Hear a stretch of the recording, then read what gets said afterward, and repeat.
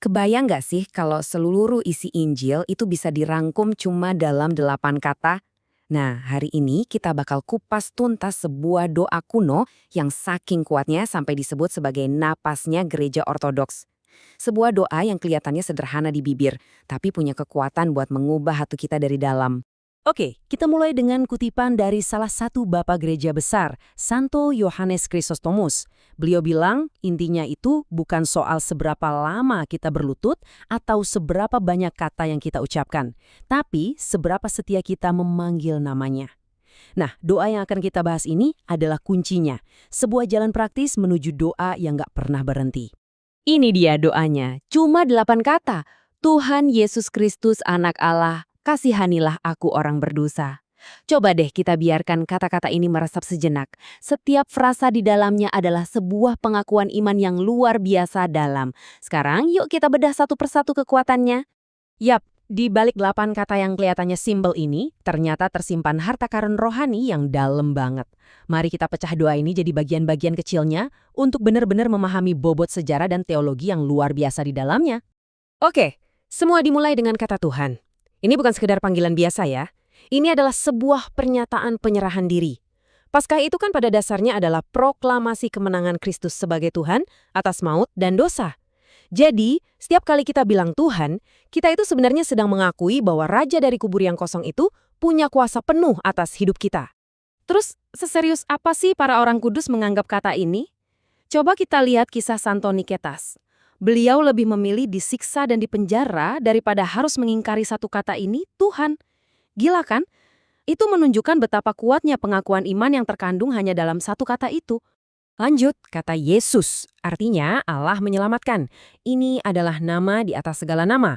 Para bapak gereja mengajarkan kita bahwa menyebut namanya itu bukan sekedar mengingat, tapi secara aktif memanggil kehadirannya masuk ke dalam situasi kita. Mirip seperti saat Andreas bilang ke Petrus, kami telah menemukan Mesias, yaitu Yesus. Dan saat itu juga Petrus langsung meninggalkan segalanya. Iya, nama itu punya kuasa untuk mengubah hidup. Kekuatan nama ini, wow, coba deh lihat kisah Santa Theodosia. Bayangin, seorang gadis umur 17 tahun dihadapkan ke pengadilan yang mengancam nyawanya. Senjatanya apa? Cuma satu kata, Yesus. Dan pengakuan yang sederhana tapi berani itu akhirnya membawanya pada mahkota kemartiran. Luar biasa. Selanjutnya kata Kristus. Nah, ini poin yang penting banget. Kristus itu bukan nama keluarga Yesus ya, ini adalah gelarnya, yang artinya yang diurapi. Jadi, waktu kita dibaptis dalam nama Yesus Kristus, kita sebenarnya ikut mengambil bagian dalam pengurapannya sebagai Raja, Imam, dan juga Nabi. Nah, sekarang kita sampai ke jantungnya iman kita. Anak Allah. Inilah garis pemisahnya. Iblis kan selalu menggoda Yesus di padang gurun dan di kayu salib dengan kalimat, jika engkau anak Allah. Doa ini adalah jawaban telak kita. Engkau adalah anak Allah. Dan justru karena engkau tidak turun dari salib, kami semua bisa naik ke surga. Bagian ini sering banget disalahpahami loh. Kasihanilah atau aleison itu ternyata berasal dari kata Yunani untuk minyak zaitun, eleien. Jadi waktu kita berdoa kasihanilah aku, kita itu bukan sedang mengemis minta dikasihani, tapi kita sedang memohon, Tuhan tolong tuangkan minyak Roh Kudus-Mu yang menyembuhkan itu ke dalam semua luka-luka di jiwa aku. Beda banget kan maknanya? Dan kekuatan permohonan ini luar biasa. Ada kisah Santo Illyricus yang hidup selama 40 tahun di dalam sebuah pohon. Dan doanya cuma satu, eleison me, kasihanilah aku. Dan doa sederhana yang diulang terus-menerus ini menjadi perisai yang begitu kuat, sampai-sampai para iblis pun gak berani mendekat. Dan akhirnya kita sampai di frasa penutup yang, wah ini penting banget. Dalam bahasa Yunani aslinya, ada kata ton yang artinya sang atau yang itu.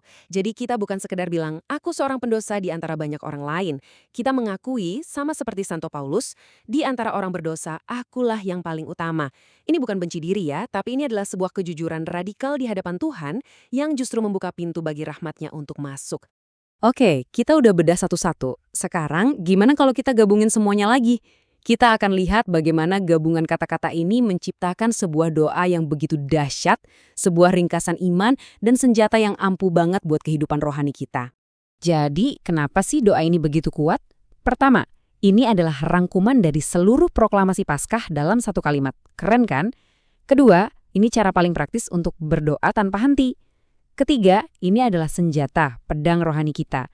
Dan yang paling penting, ini adalah jalan tol untuk memindahkan doa dari yang tadinya cuma di pikiran, jadi turun ke dalam hati. Nah, ini dia teknik dasarnya. Kelihatannya sederhana, tapi dampaknya luar biasa. Waktu kita menarik nafas, ucapkan dalam hati, Tuhan Yesus Kristus, Anak Allah. Terus, waktu kita menghembuskan nafas, kasihanilah aku orang berdosa. Dengan cara ini, tindakan paling dasar dalam hidup kita, yaitu bernafas, berubah jadi sebuah doa yang terus-menerus. Oke, teorinya udah ngerti, keren banget. Terus, praktiknya gimana? Gimana caranya kita membawa doa ini dari yang sekedar kata-kata di bibir sampai benar-benar jadi detak jantung rohani kita? Jadi, perjalanannya itu ada 3 tahap. Gampang kok. Mulai aja dulu dengan mengucapkannya secara vokal, pakai bibir kita. Biarin telinga kita sendiri yang dengar. Nah, kalau udah terbiasa, baru naik level 2, yaitu mengucapkannya hanya dalam pikiran. Tujuannya adalah tahap ketiga, di mana doa itu turun ke dalam hati. Dan jadi begitu alami, sampai terus berjalan sendiri bahkan saat kita lagi nggak mikirin itu. Nah, enaknya kita nggak perlu jadi biarawan di gunung buat bisa melakukan doa ini. Justru keindahannya itu karena doa ini bisa banget kita masukkan ke dalam sela-sela kehidupan kita yang super sibuk. Ini dia beberapa langkah yang sangat praktis yang bisa langsung kita coba. Coba deh, praktikin ini.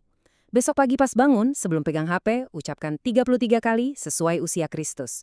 Waktu lagi nunggu di antrian atau kejebak macet, daripada bengong atau ngeluh, mending bernapas dengan doa ini. Pas lagi ada godaan buat marah, lawan dengan, Tuhan kasihanilah aku. Dan malamnya, biarkan doa ini jadi kata terakhir sampai kita tertidur. Dijamin, semua momen kosong dalam sehari bakal jadi momen perjumpaan sama Tuhan. Santo Yohanes Klimakus ngingetin kita nih, bahwa doa ini bukan cuma buat bikin hati kita tenang, tapi ini juga untuk peperangan rohani. Nama Yesus adalah senjata kita yang paling ampuh buat melawan semua pikiran negatif, godaan, dan rasa putus asa. Tapi, ada satu peringatan penting nih dari para bapak gereja. Tujuannya itu bukan jumlahnya. Bukan soal kita bisa berdoa berapa ribu kali, tapi seberapa dalam kita sadar kalau kita ini butuh banget belas kasihannya. Percuma kan kalau kita bangga udah berdoa 10.000 kali tapi malah jadi sombong? Justru satu seruan kerendahan hati yang tulus akan mendatangkan pelukan Kristus. Dan inilah keindahan Paskah yang hidup. Peristiwa sejarah 2000 tahun yang lalu itu menjadi kenyataan pribadi buat kita, di sini dan saat ini. Setiap kali kita memanggil namanya dengan iman, kita sedang mengundang kuasa kebangkitannya untuk mengosongkan kubur di hati kita dari segala dosa dan kematian dan mengisinya dengan kehidupannya. Santo Yohanes Chrysostomus menyimpulkannya dengan indah banget. Tujuan akhirnya itu adalah sebuah keadaan batin, di mana bahkan dalam diam, hati kita terus-menerus memanggil namanya. Doa ini menjadi siapa diri kita, bukan lagi cuma sekedar apa yang kita lakukan. Jadi, mari kita akhiri dengan doa itu sendiri. Jangan cuma didengerin, yuk ucapkan sekarang, bareng-bareng sama saya, dimanapun Anda berada, dengan perlahan. Tuhan, Yesus Kristus, Anak Allah, kasihanilah aku orang berdosa. Kesempatan untuk memulai itu selalu ada. Di sini, saat ini juga. Pintu rahmatnya selalu terbuka.